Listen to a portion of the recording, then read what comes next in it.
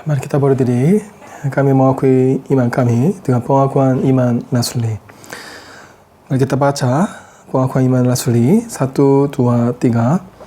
Aku percaya kepada Allah, Bapa yang Maha Kuasa, Khalik langit dan bumi, dan kepada Yesus Kristus, Anaknya yang tunggal, Tuhan kita, yang dikandung dari Roh Kudus, lahir dari anak tanah Maria, yang menderita sengsara di bawah pemerintahan Pontius Pilatus, disalibkan, mati, dan dikuburkan, turun ke dalam kerajaan maut, pada hari yang ketiga bangkit pula dari antara orang mati, naik ke surga, duduk di sebelah kanan Allah, Bapa yang Maha Kuasa, dan dari sana ia akan datang untuk menghakimi orang yang hidup dan yang mati. Aku percaya kepada Roh Kudus, kerajaan kudus dan am, persekutuan orang kudus, pengampunan dosa, kebangkitan tubuh, dan hidupnya kekal. Amen. Amazing grace. Amazing grace, how sweet the sound that saved a wretch like me.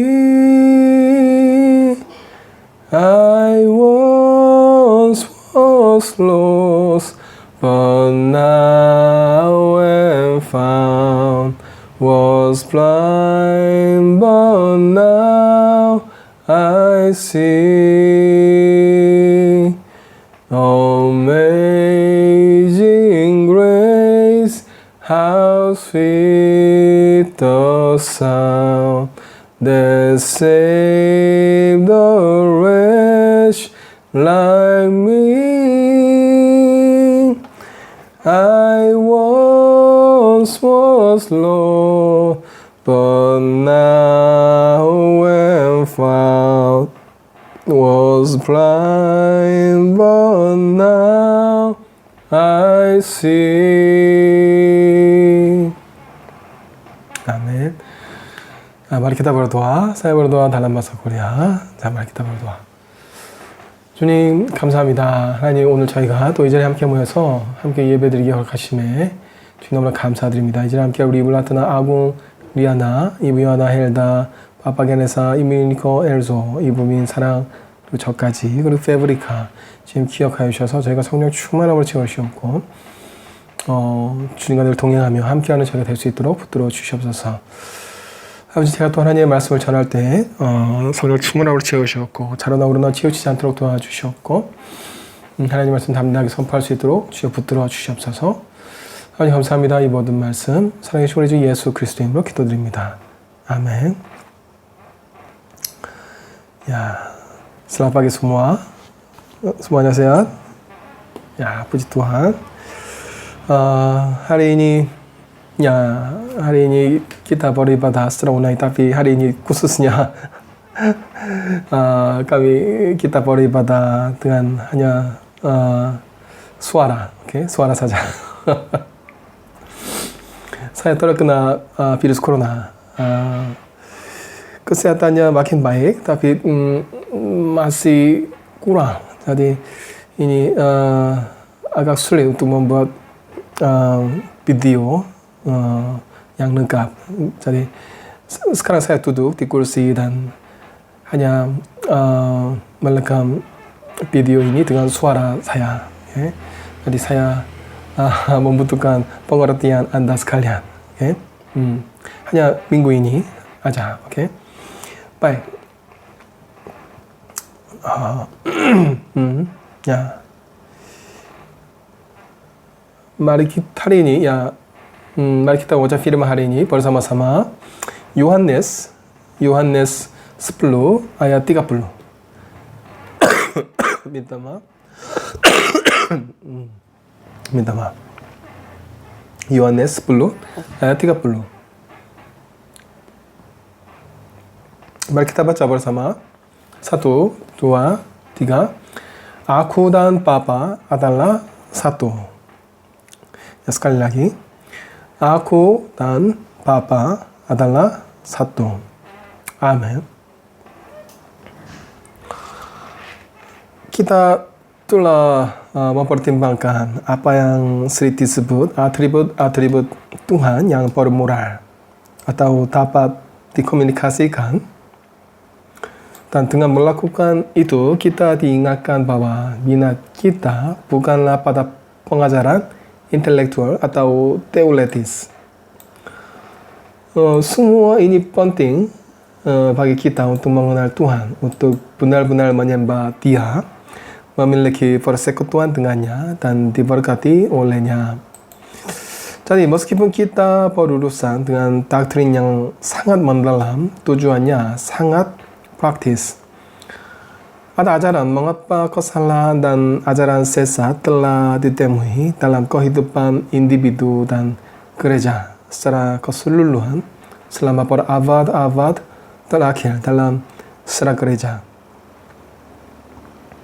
Jelaslah bahwa itu karena orang-orang telah mengabaikan ajaran atau wahyu di dalam Alkitab tentang doktrin-doktrin besar ini. Oleh karena itu, kita harus selalu berpegang pada doktrin dan tujuan praktisnya. Kami benar-benar ingin mengenal Tuhan, tetapi tujuannya bukan hanya untuk mendapatkan pengetahuan, tetapi juga untuk menyerahkan kita kepada Tuhan dan rencananya bagi hidup kita. Kita juga ingat bahwa untuk mengenal Tuhan, kita harus bersandar sepenuhnya pada wahyu dirinya. Jadi apa yang akan terus kita bahas adalah ini. Tuhan telah mengungkapkan kepada kita kebenaran tentang dirinya dan sifat-sifatnya dengan cara yang sangat istimewa, yaitu dengan menerapkan nama-nama khusus pada dirinya. Itulah sebabnya kita harus berurusan dengan subjek besar nama Tuhan. Saat Anda membaca Alkitab, Anda pasti akan melihat bahwa Tuhan memberi Anda nama-nama khusus. Tujuan dari nama-nama ini juga untuk memusatkan perhatian kita pada aspek-aspek tertentu dari sifat Allah, karakternya. Jadi kita dapat menganggap nama-nama Tuhan itu jauh lebih spesifik tentang sifat-sifat Tuhan. Sebuah nama selalu melambangkan karakternya. Kita sering mengatakan tentang seseorang bahwa dia memiliki reputasi yang sangat baik.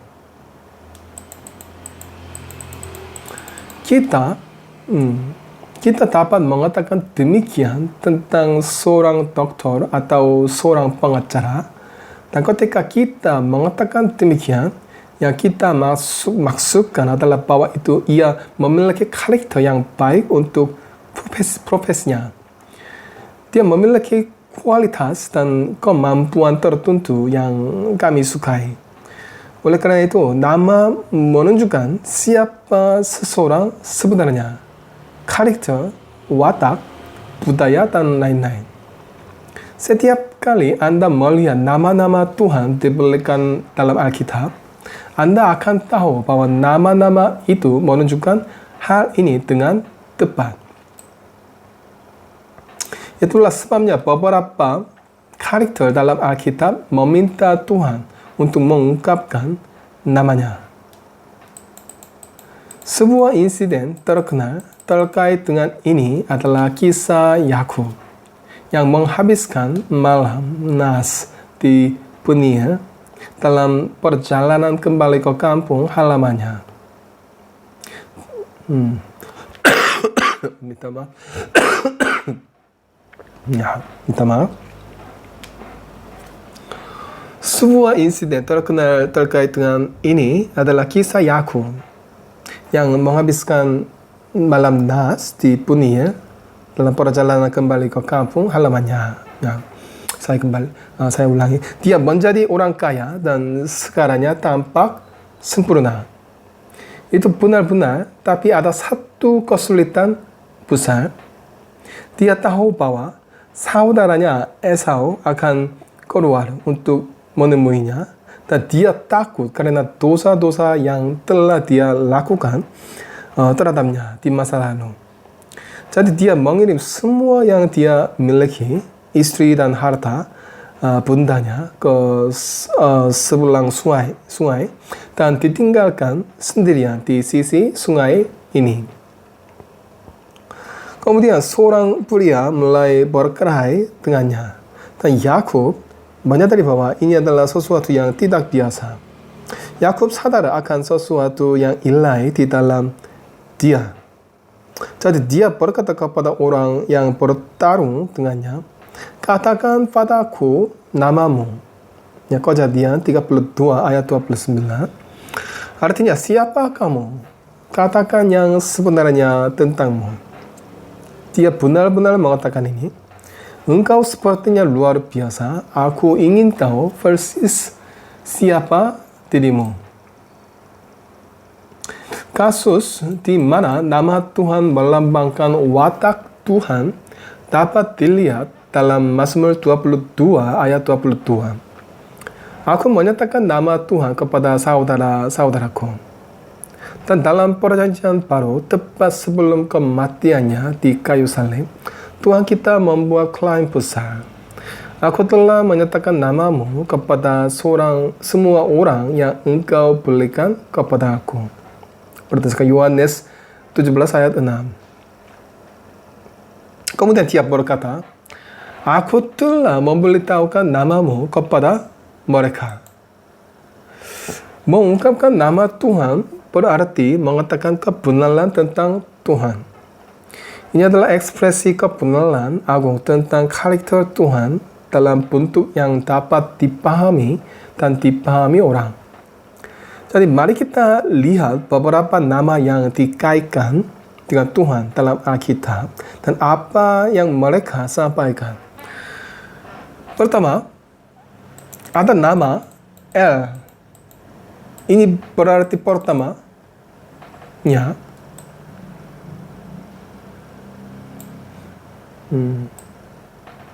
minta maaf. Ini berarti pertama, terbaik. Ini menyampaikan konsep kekuatan atau kemampuan. Nama berikutnya adalah Elohim yang jamak. Ini juga menyampaikan konsep bahwa Tuhan tidak hanya berkuasa, tetapi juga sesuatu yang ditakuti. Ini adalah nama umum yang digunakan Tuhan ketika berbicara tentang dirinya dalam kaitannya dengan ciptaan. Nama selanjutnya adalah Elyon, yang artinya tinggi dan mulia. Masing-masing nama minta maaf.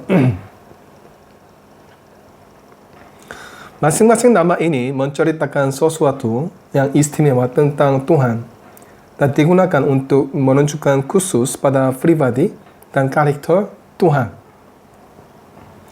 Lalu ada nama besar Adonai yang berarti Tuhan yang Maha Kuasa, penguasa atas segala sesuatu. Ini adalah nama umum yang digunakan Tuhan ketika berbicara kepada anak-anak Israel. Semua nama sampai saat ini menggambarkan Tuhan sebagai Tuhan yang agung, berkuasa dan transenden, ditinggikan dalam kemuliaan. Tapi saya bersyukur kepada Tuhan bahwa Dia tidak berhenti di situ dan memberinya nama lain. Nama-nama ini dirancang untuk menunjukkan kepada kita hubungan yang tinggi, kekal, dan yang maha kuasa dengan makhluknya. Misalnya ada istilah Shaddai. Kata-kata ini menggambarkan Allah memiliki semua otoritas di surga dan di bumi. Dan secara khusus, menggambarkan Dia sebagai Tuhan yang mengatur semua makhluk ini dan membuat mereka tunduk pada pekerjaan kasih karunia-Nya. Mari kita lihat mengapa kata ini penting. Nama ini menggambarkan Tuhan dengan kekuasaan atas semua elemen kekuasaan atas alam dan seluruh dunia. Tapi itu tidak hanya menekankan kekuasaan Tuhan, tetapi kendali Tuhan atas semua ini, terutama untuk kasih karunia, belas kasihan, dan hubungannya dengan manusia. Misalnya, dia mengendalikan angin, hujan, dan salju untuk membuat kita punya makanan untuk dimakan. Demikianlah apa yang dimaksud dengan Shaddai. Tapi yang paling penting dan paling berarti bagi kami adalah nama besar Yahweh. Diterjemahkan sebagai Yehova dalam King James Version. Alkitab sendiri berbicara tentang ini sebagai nama tertinggi. Ini berarti bahwa minta maaf. Ini berarti bahwa Tuhan menggambarkan dirinya sebagai aku adalah aku. Aku adalah aku. Nama itu menggambarkan kekekalan Tuhan terutama dalam hubungannya dengan umatnya. Mungkin yang terbaik adalah memikirkan arti nama ini sebagai berikut. Nama ini menjelaskan bahwa Tuhan ada dengan sendirinya. Aku adalah aku. Dan bahwa dia tetap menyatakan dirinya kepada umatnya. Nama ini memiliki dua arti. Oleh karena itu, kita dapat mengatakan bahwa nama Yahweh adalah nama perjanjian Allah yang agung. Anda dapat melihat di dalam Alkitab bahwa Allah membuat perjanjian dengan umatnya. Allah membuat perjanjian dengan Adam. Tuhan membuat perjanjian dengan Nuh. Allah membuat perjanjian dengan anaknya. Allah adalah Allah yang membuat perjanjian. Allah berjanji untuk melakukan sesuatu. Dan Allah membuat perjanjian. Dalam membuat perjanjian ini, Tuhan biasanya menggambarkan dirinya dengan nama besar itu, Yehova. Seberapa menakjubkan konsep ini. Yang Maha Kuasa yang ada dengan sendirinya ini telah memutuskan untuk mengungkapkan dirinya dan membuat perjanjian dengan kita. Makhluk yang harus mengalami kematian karena dosa, makhluk yang telah dia buat. Anda akan sangat sering melihat dalam Alkitab pengubah khusus ditambahkan ke nama besar ini, Yehova. Pertimbangkan misalnya Yehova Sabaoth. Yehova Sabaoth. Tuhan semesta alam. 1 Samuel 1 ayat 3. Ada banyak diskusi tentang arti kata Sabaoth sampai sekarang. Ada yang mengatakan itu berarti bintang di langit, dan ada yang mengatakan itu berarti tentang Israel. Tapi saya pikir itu mungkin lebih aman untuk memikirkan semesta alam di Yehova semesta alam, Yehova Sabaoth sebagai mengacu pada malaikat-malaikat. Dia adalah yang Maha Kuasa yang ada dengan sendirinya. Tuhan dari semua tentara malaikat-malaikat surga. Selanjutnya ada Yehova Ireh, nama besar yang diberikan Tuhan kepada Abraham ketika Abraham hendak mengorbankan putranya Ishak. Domba jantan itu yang disiapkan untuk pengorbanan ditemukan di semak-semak. Dan Abraham menyebut nama Yehova Ireh. Tuhan akan menyediakan. Kejadian 22 ayat 14. Tak lama setelah Exodus, Tuhan memberi Musa nama Yehova Rofe. Yehova Rofe, Tuhan yang menyembuhkan.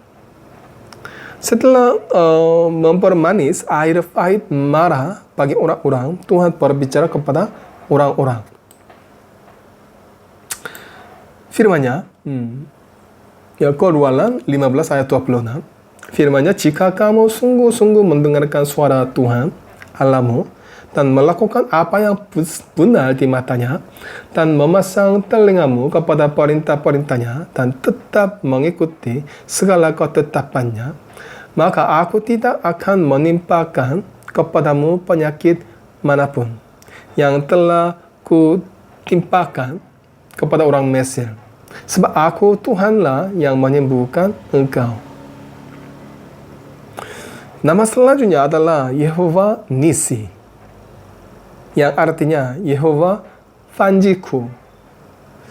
Ketika anak-anak Israel memerangi musuh mereka, Tuhan mengingatkan mereka bahwa Dia bersama mereka dan Dia akan bersama mereka.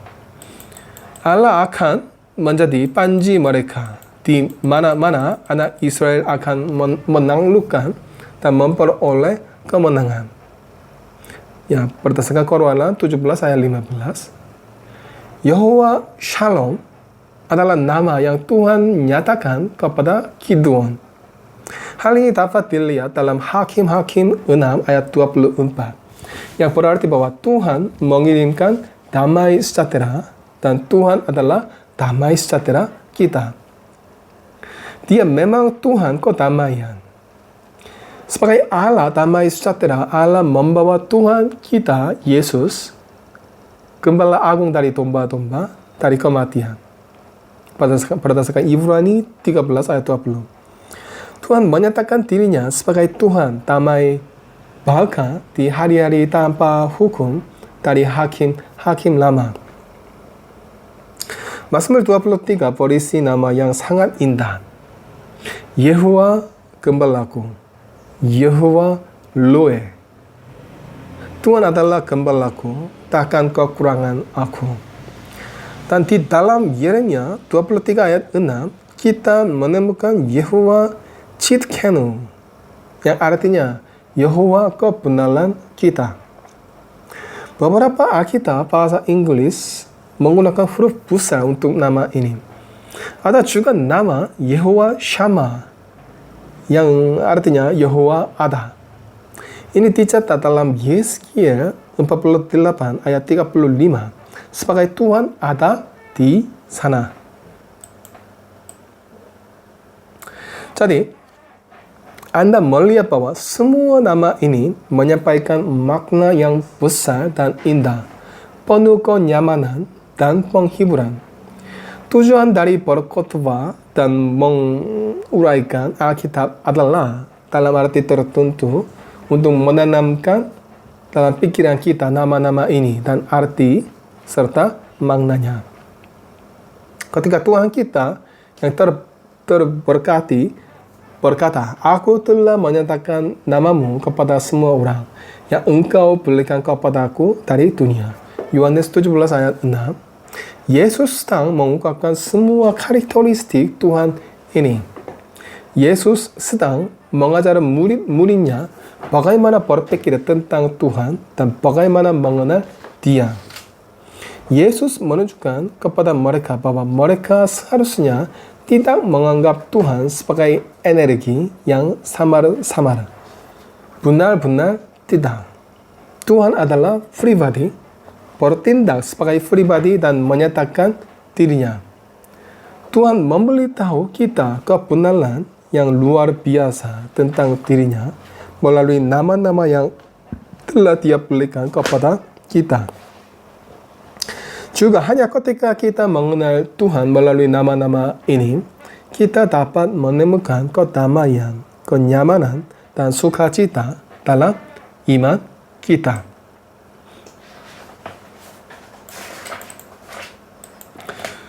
Masalah kami adalah bahwa kami percaya bahwa hanya berkhotbah tentang Tuhan saja sudah cukup, tanpa kerja keras mencoba untuk mencari tahu apa yang Tuhan telah memberitahu kami tentang Dia. Tetapi Tuhan telah memberi kita semua wahyu tentang dirinya ini, dan akhirnya menyatakan dirinya di dalam Anak Tuhan yang adalah nama di atas segala nama, dan yang adalah Tuhan itu sendiri. Putra adalah Immanuel, Allah beserta kita. yang masuk ke dalam waktu dan datang kepada kita. Penguasa kekuasaan Allah yang kekal.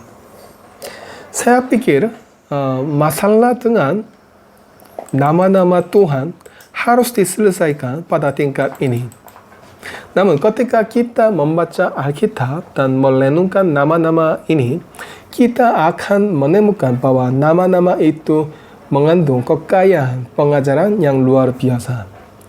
Terkadang hidup kita menjadi kering karena tidak menyadari ajaran ini. Sekarang mari kita membahas apa yang dikatakan banyak orang sebagai aspek terbesar, paling esensial, dan paling penting dari ajaran Tuhan yang agung. Tak perlu dikatakan bahwa itu adalah doktrin Tritunggal Maha Kudus. Bahkan ketika kita mempertimbangkan nama-nama dan sifat-sifat Tuhan dalam arti tertentu, kita sedang bersiap untuk menghadapi doktrin besar ini. Disadari atau tidak, siapapun yang membaca Alkitab pasti akan menemukan doktrin Trinitas. Seperti yang telah saya katakan beberapa kali selama khotbah ini, saya merasa sangat mirip dengan Musa yang berdiri di depan semak yang terbakar. Dan saya mendengar sebuah suara berkata, "Hati-hati, lepaskan sandalmu, karena tempat kamu berdiri adalah tanah suci." Jika Anda telah merasakan hal itu ketika Anda telah sampai sejauh ini, Anda seharusnya lebih merasakan hal itu ketika Anda melihat doktrin Trinitas yang agung. Karena tidak dilakukan lagi bahwa doktrin Trinitas adalah doktrin Alkitab yang paling misterius dan paling sulit. Doktrin inilah yang menunjukkan paling jelas bahwa sebagaimana disepakati di awal khotbah, kita harus bergantung sepenuhnya pada wahyu Alkitab. Tidak ada manusia yang dapat mengemukakan doktrin Trinitas. Doktrin ini berasal dari Alkitab, bukan dari yang lain. Orang-orang telah berpikir tentang Tuhan dan memikir Tuhan adalah Tuhan mereka sendiri.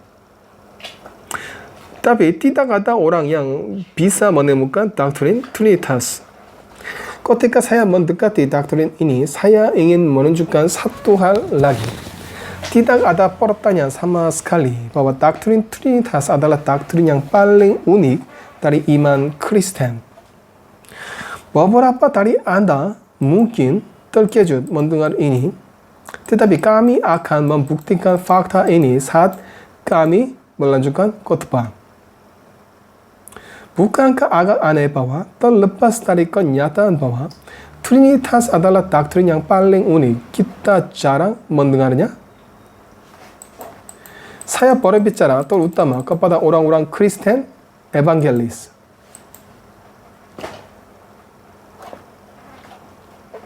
Minta maaf.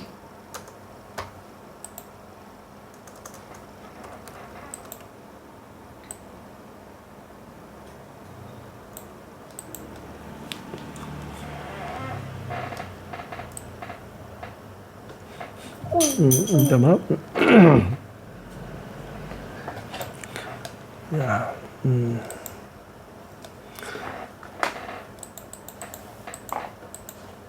Saya berbicara terutama kepada orang-orang Kristen evangelis. Mengapa kami tidak terlalu menekankannya?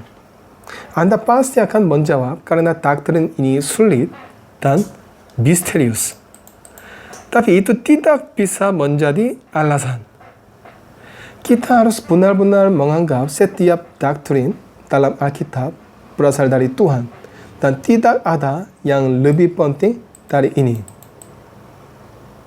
Saya khawatir kurangnya penekanan pada doktrin Trinitas adalah contoh lain dari kemalasan kita yang dimanifestasikan dalam keinginan kita untuk kenyamanan, kecenderungan kita untuk puas dengan pengalaman, dan kecenderungan kita untuk menghindari apapun yang membutuhkan upaya intelektual. bagaimanapun sangat disayangkan jika kita mengabaikan doktrin Trinitas. Ini dalam arti tertentu adalah doktrin yang paling mulia dan paling mulia dari semua doktrin. Ini adalah salah satu hal yang paling menakjubkan yang Tuhan telah dengan senang hati ungkapkan kepada kita tentang dirinya. Jadi bagaimana kita harus mendekati doktrin ini? Pertama, mari kita mulai dengan fakta bahwa Anda tidak boleh mencoba mendekatinya dari sudut pandang filosofis. Saya mengatakan ini karena banyak orang berpikir bahwa doktrin Trinitas dapat dijelaskan secara filosofis. Mereka telah menggunakan contoh-contoh ini. Artinya, mereka mengatakan bahwa doktrin Trinitas dapat dibandingkan dengan matahari dan cahaya dari matahari. Yang lain menyamakannya dengan benih, tanah, dan bunga. Mereka mengatakan bahwa perumpamaan ini menunjukkan kesatuan dan perbedaan pada saat yang sama. Yang satu menjadi tiga dan tiga menjadi satu. Tetapi saya percaya bahwa semua upaya untuk memahami doktrin Tritunggal secara filosofis ini tidak hanya tidak membantu kita, tetapi juga bisa sangat berbahaya. Dalam pandangan saya, hanya ada satu hal yang dapat kita lakukan, dan itu adalah mengakui bahwa kita berdiri di hadapan misteris yang diungkapkan dalam Alkitab. Kita tidak bisa berharap untuk memahami misteri itu. Kita juga tidak dapat berharap untuk memahaminya dalam pikiran kita.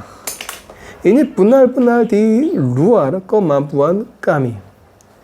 Kami hanya mengaguminya dengan rasa hormat, kekaguman, dan penyembahan.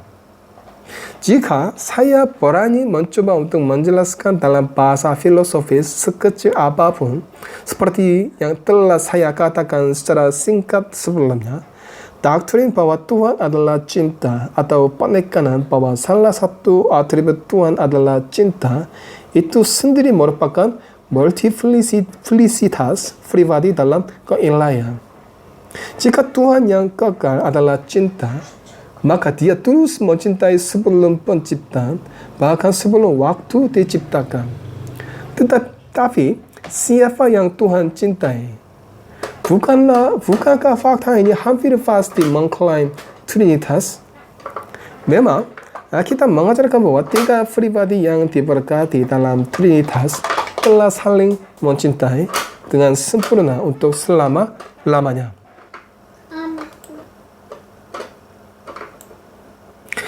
Tetapi Anda tidak harus menerima argumen ini. Saya harus menawarkan satu kemungkinan. Mari kita kembali ke tempat kita berada dan memperhatikan firman untuk melihat apa yang Alkitab sendiri katakan kepada kita. Jika Anda memindai Alkitab dari depan ke belakang, Anda akan menemukan bahwa tidak ada satupun pernyataan yang jelas tentang doktrin ini. Tidak ada satupun di dalam Alkitab Anda akan menemukan pernyataan bahwa Allah adalah tiga pribadi, Bapa, Anak, dan Roh Kudus. Tetapi apa yang akan segera kita lihat adalah bahwa doktrin ini tersirat baik dalam Perjanjian Lama maupun Perjanjian Baru. Itu ada di seluruh Alkitab, dan itu disinggung di tempat-tempat yang paling tidak terduga. Tetapi sebelum saya menyajikan bukti, izinkan saya mengatakan beberapa hal yang sangat penting dalam hal ini. Doktrin Trinitas tidak berarti bahwa ada tiga Tuhan. Ini disebut Triteisme. Alasan mengapa kita harus membuat pernyataan negatif ini adalah karena Unitarian tidak lagu-lagu menuduh orang Kristen percaya pada tiga Tuhan.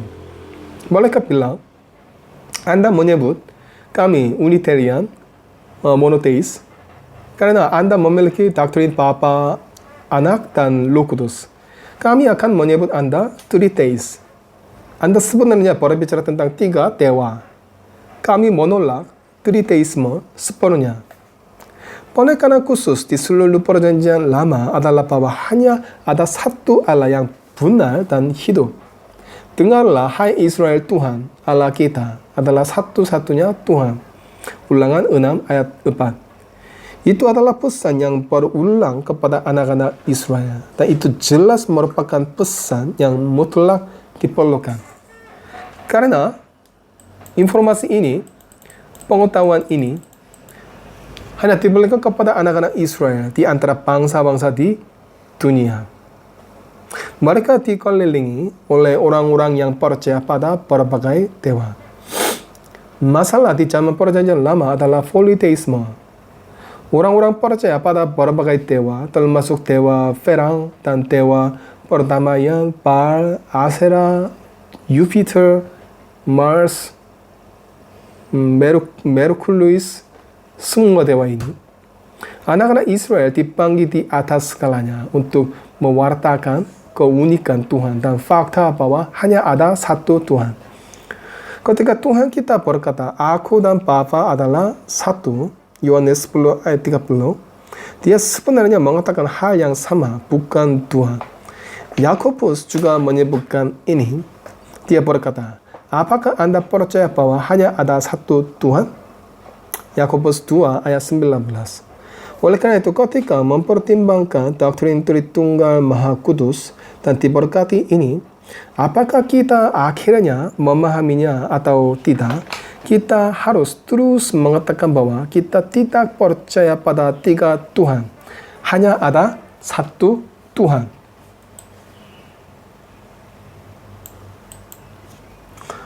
Kedua, saya ingin menegaskan fakta yang terbukti dengan sendirinya bahwa Tuhan adalah satu dalam esensi terdalamnya, namun ada dalam tiga pribadi. Pada titik ini kita sudah dalam masalah, bukan? Tidakkah Anda ingin mengajukan pernyataan berikut? Apakah Anda mengatakan bahwa pada dasarnya ada tiga pribadi yang berbeda? Lalu bukankah sudah jelas bahwa ada tiga dewa? Untuk pertanyaan ini, saya harus menjawab sebagai berikut. Dengarlah, hai Israel, Tuhan Allah kita adalah satu-satunya Tuhan. Jadi apa masalahnya? Lagi-lagi masalah tersebut disebabkan oleh istilah yang tidak tepat. Kami tidak punya pilihan selain berbicara tentang pribadi. Karena kami tidak dapat menemukan kategori kata yang lebih tinggi. Juga ketika kita memikirkan pribadi, kita menganggap mereka sebagai entitas dan memisahkan masing-masing. Tetapi ketika Alkitab menggunakan ungkapan-ungkapan ini, itu jelas berarti sesuatu yang lain.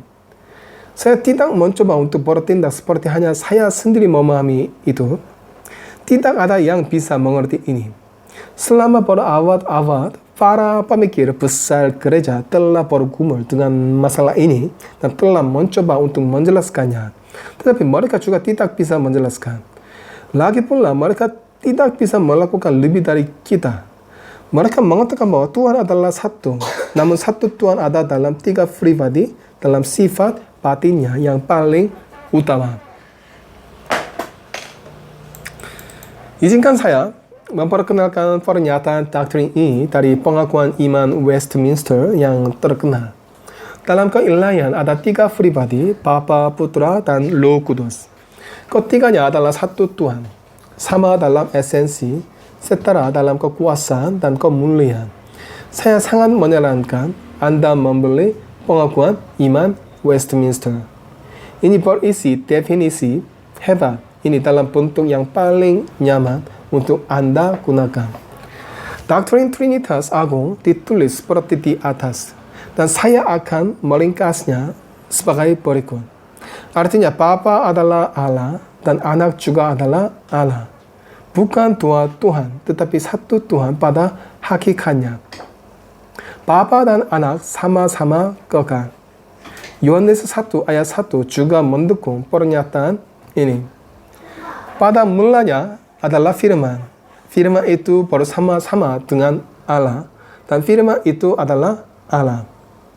Kelihatannya kontradiktif, tapi inilah kenyataannya. Itulah yang saya coba katakan. Sama seperti Bapa adalah Allah, demikian pula firman adalah Allah. Tetapi tidak ada dua Tuhan, tetapi hanya satu keilahian. Ingatlah kata-kata Tuhan kita, aku dan Bapa adalah satu. Anda juga akan menemukan Rasul Paulus berkata, Kristus, dialah Allah yang di atas segalanya, terpuji turun-temurun. Roma 9 ayat 5. Dalam Kolose 2 ayat 9, Paulus berkata, sebab dalam dialah berdiam secara jasmania seluruh kepenuhan kealahan. Dan Titus 2 ayat 13 memberitahu kita untuk menunggu pengharapan kita yang penuh bahagia dan penyataan kemuliaan Allah yang maha besar dan juru selamat kita, Yesus Kristus. Yesus Kristus adalah Tuhan. Bukan hanya Bapa adalah Tuhan, tetapi Anak juga adalah Tuhan. Fakta ini dinyatakan dengan jelas, tapi itu tidak semua.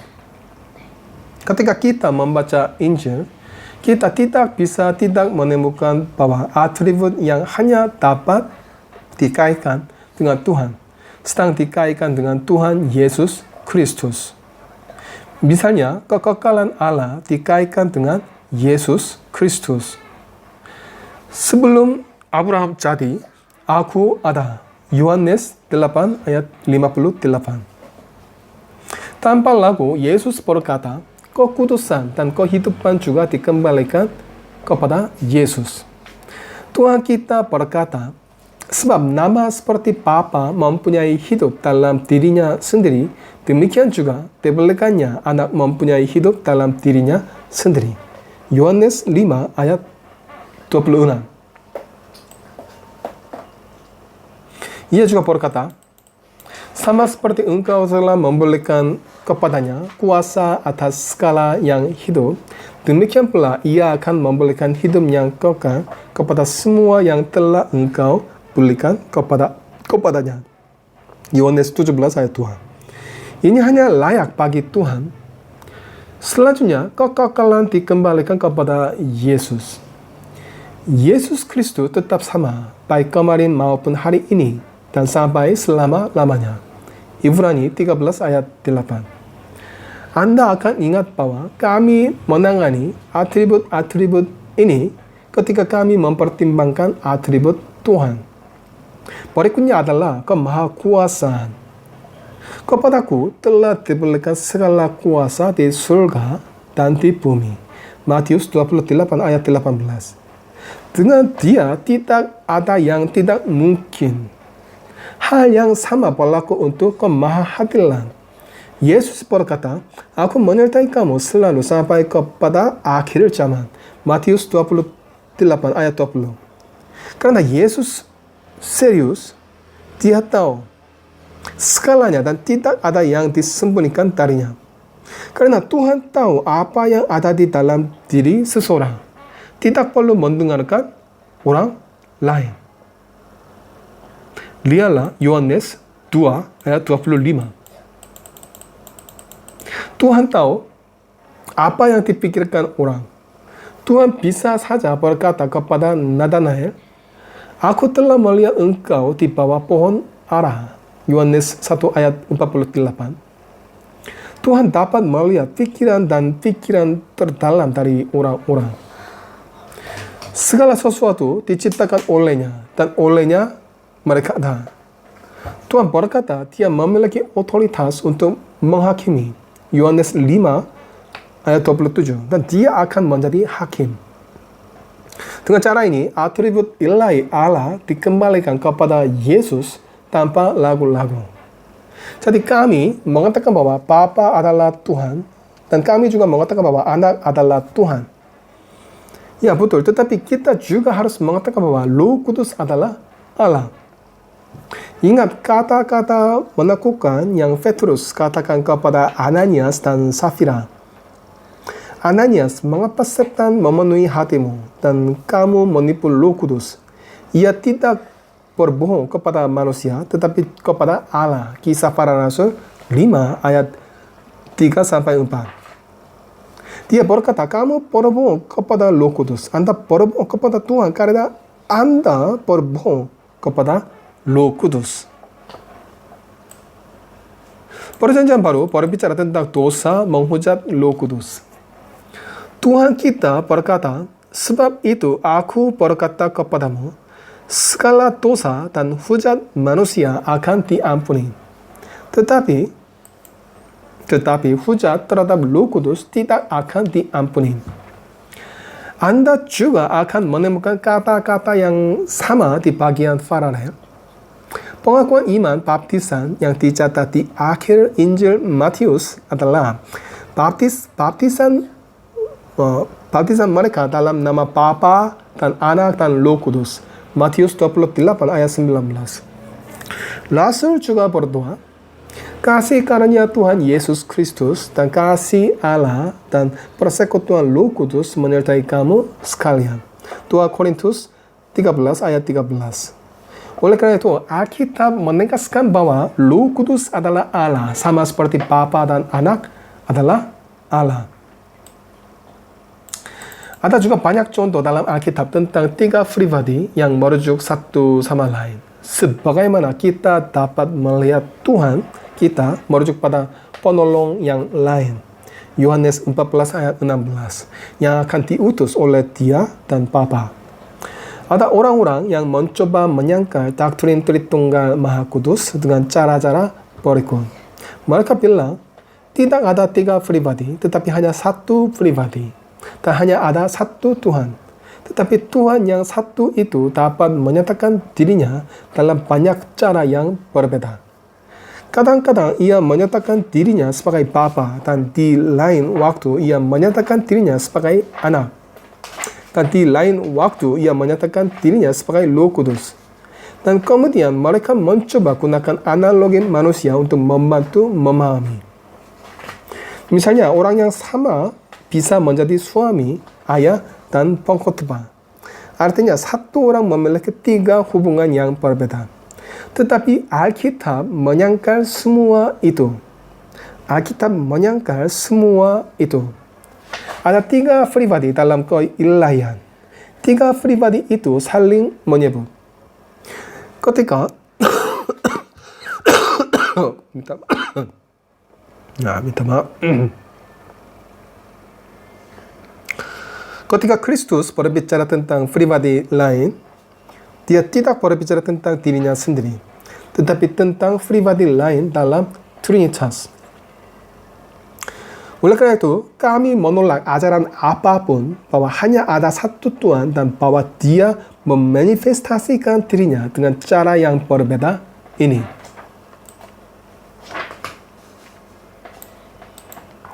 Setelah itu, karena Alkitab merujuk pada tiga pribadi bersama-sama, keberadaan tiga pribadi dapat ditegakkan dengan kuat. Misalnya, ketika mengumumkan kelahiran seorang putra kepada pelawan Maria, tiga pribadi disebutkan dengan kata-kata tentang kuasa Allah, kuasa Roh Kudus, dan kuasa Anak untuk dilahirkan. Lukas 1 ayat 26-38. Hal ini ditegaskan lagi pada saat pembaptisan. Ketika Yesus berada di dalam air, Roh Kudus turun ke atasnya dalam bentuk burung merpati dan suara Allah Bapa berkata, inilah anakku yang kukasihi, kepadanya aku berkenan. Matius 3 ayat 13-17. Dalam hal ini, pelajarilah dengan seksama Yohanes 14, 15, dan 16. Fakta ini diungkapkan dengan sempurna dalam Yohanes 15 ayat 26. Jikalau penghibur yang akan kuutus dari Bapa datang, yaitu Roh kebenaran yang keluar dari Bapa, ia akan bersaksi tentang aku. Di sini anak sedang berbicara tentang penghibur yang akan diutus oleh Allah Bapa. Ingatlah sekali lagi kredo, baptisan, dan berkat para rasul. Bahkan dalam perjanjian lama ada banyak ajaran tentang Roh Kudus dan anak. Karena perjanjian lama adalah periode ancaman konstan dari politeisme, seperti yang telah disebutkan.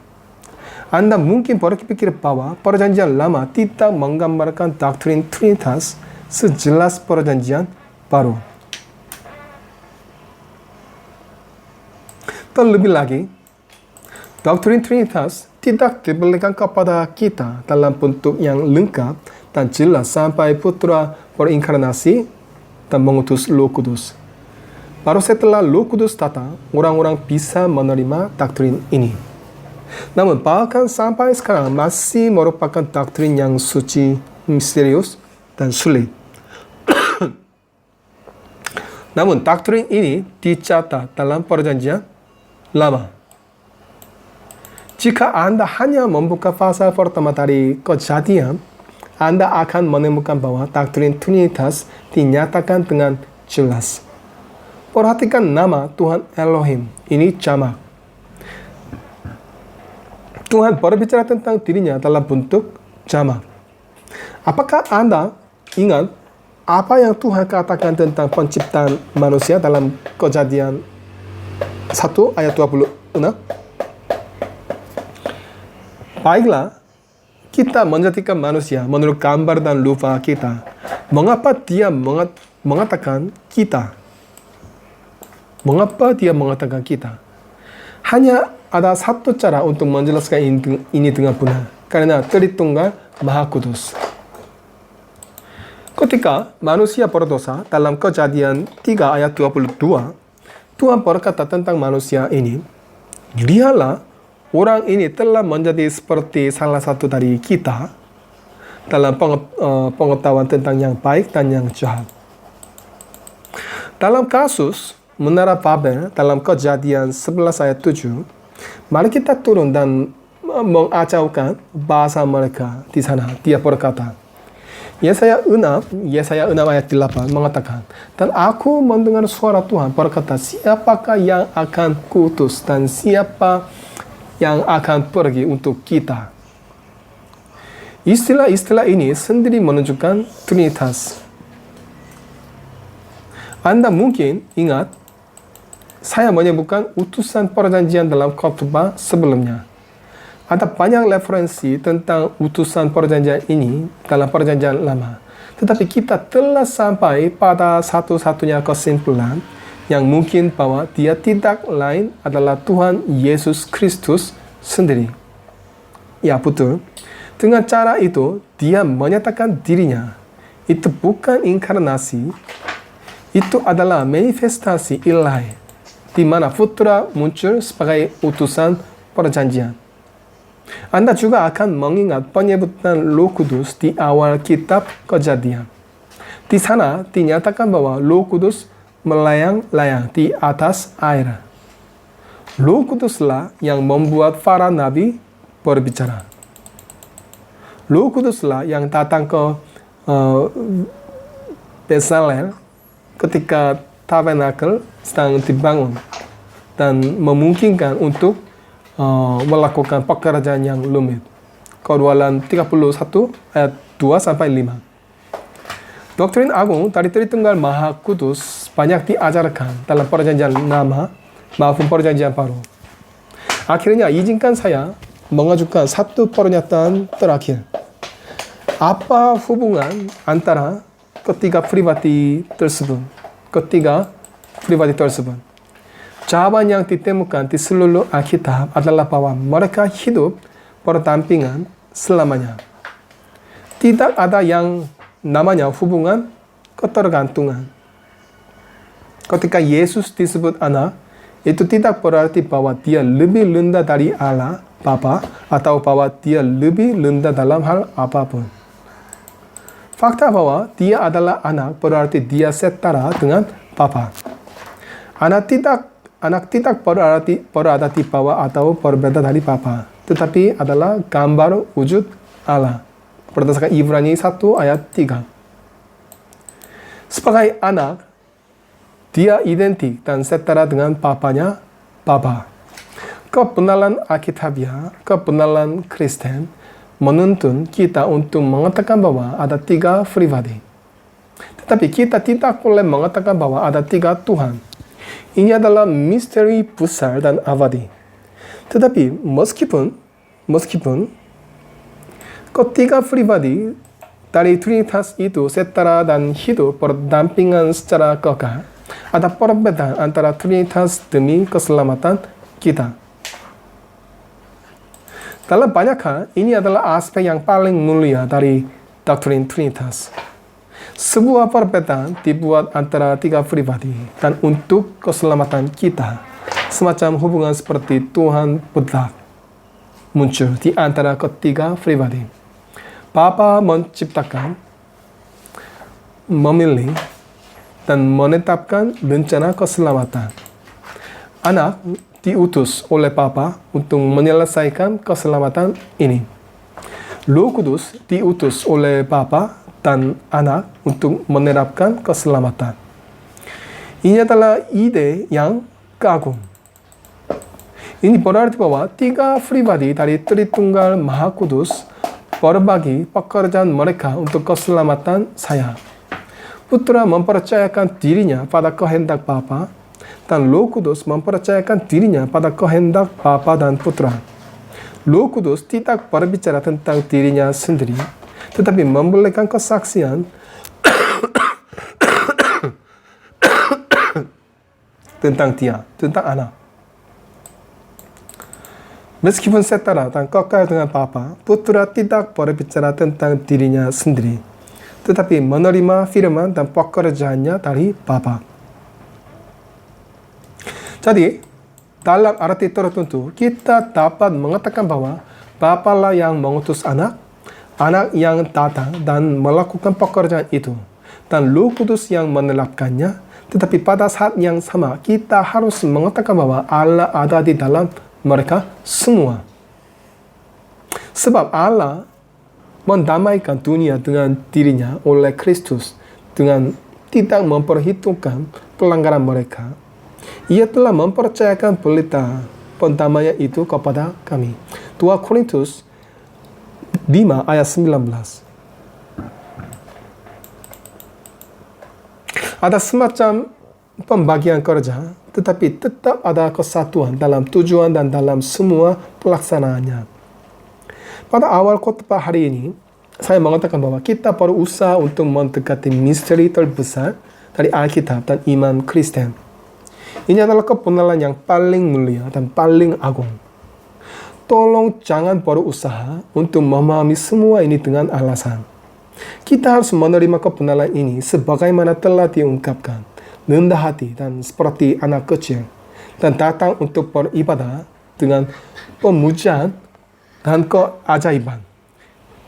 Ini di luar pemahaman kita, tetapi inilah kebenarannya. Itu adalah kebenaran sejati terutama bagi kita dan untuk keselamatan kita. Amin. Terima kasih Tuhan. Mari kita berdoa. saya berdoa dalam bahasa Korea. 주님 감사합니다. 하나님 오늘 저에게 또 말씀해 주셔서 주님 너무나 감사합니다. 하나님의 이름들이 가진 그 의미와 또 하나님의 그 위대한 속성, 또 삼위일체에 대해서 저희가 오늘 다시 한번 또 나누게 되었습니다. 저희가 이해할 수 없는 부분이지만 또 하나님의 그 신비한 영역, 하나님의 그 이해할 수 없는 신비한 영역, 그걸 저희가 묵상해 봅니다. 저희를 구원하시기 위해서 하나님, 예수님, 성령님이 함께 일하시고 또 그 세 분이 한 분 하나님 안에 계시는 이러한 정말 놀라운 이해할 수 없는 부분들을 저희를 위해서 준비하시고 허락해 주신 주님 너무나 감사합니다. 저희의 이 구원이 얼마나 귀중하고 값진 것인지를 다시 한번 깨닫게 됩니다. 하나님의 이름 하나하나를 통하여서 또 하나님의 성품과 하나님의 속성에 대해서 배웠습니다. 전지전능하시고 위대하신 주님, 저희 구원을 위해서 이 모든 것들을 행하셨음을 다시 한번 깨닫게 됩니다. 주님 감사합니다. 주님 너무나 감사합니다. 이 말씀 붙들고 이 말씀 깨닫고 그 사랑에 압도되어져서 우리 성도님들 모두가 또 이 한 주간 살아갈 수 있도록 도와주시옵소서. 이제 않게 우리 이브라트나 아공 리아나 이브 연아 헬다 빠빠게레사 이브니코 엘소 이브민 사랑 척까지 그리고 페브리카 기억하여 주시옵소서. 이 말씀을 붙들고 하나님의 사랑에 압도되어져서 이 한 주간의 삶을 또 살아나갈 수 있도록 붙들어 주시옵소서. 아버지 감사합니다. 이 모든 말씀 사랑의 우리 주 예수 그리스도 이름으로 기도드립니다. 아멘. Terima kasih. Pengumuman. Ya, saya minta doa bagi missionary. Oke. Bapak Marcel dan Ibu Jenny. Dan ya kita harus berdoa untuk missionary ketiga. Oke, missionary ketiga. Kami tidak punya maksud saya personalnya tidak cukup sekarang, tapi kita harus mulai. Ya. Kita harus mendoakan untuk missionary ketiga. Oke. Baik, saya minta doa bagi yayasan dan izin dari Kementerian Agama Kristen yang masih belum lengkap. Oke, saya minta doa. Oke. Ini penting, waktu perlindungan, waktu doa. Oke. Setiap hari kita harus membaca Alkitab minimum 2 pasal. Minimum 2 pasal. Nah, kita harus berdoa minimum 30 menit setiap hari. Oke, setiap hari. Baik. Ya, dan saya minta doa bagi TBK tahap 4 dan tahap 6. Oke, saya minta doa bagi mereka. Tahap 6 mereka yang sedang menerjemahkan salah satu buku dari Korea. Oke, rencananya kami akan menerbitkan buku ini di Indonesia. Saya berharap buku ini menjadi best seller di Indonesia. Oke. Baik. Dan saya minta doa bagi kesehatan saya. Oke. Saya minta doa. Ya. Baik. 자, ini cukup. Ya, ini cukup. 자, doa Bapa kami. Yesus berkata kepada murid-murid, kamu harus berdoa sama dengan doa Bapa kami. Okay? Jadi kita harus berdoa dengan doa Bapa kami setiap hari. 자, mari kita doa dengan doa Bapa kami. 1, 2, 3. Karena itu berdoalah demikian. Bapa kami yang di surga, dikuduskanlah namamu, datanglah kerajaanmu, jadilah kehendakmu di bumi seperti di surga. Berikanlah kami pada hari ini makanan kami yang secukupnya, dan ampunilah kami akan kesalahan kami, seperti kami juga mengampuni orang yang bersalah kepada kami. Dan janganlah membawa kami ke dalam pencobaan, tetapi lepaskanlah kami daripada yang jahat. Karena Engkaulah yang mempunyai kerajaan dan kuasa dan kemuliaan sampai selama-lamanya. Amin.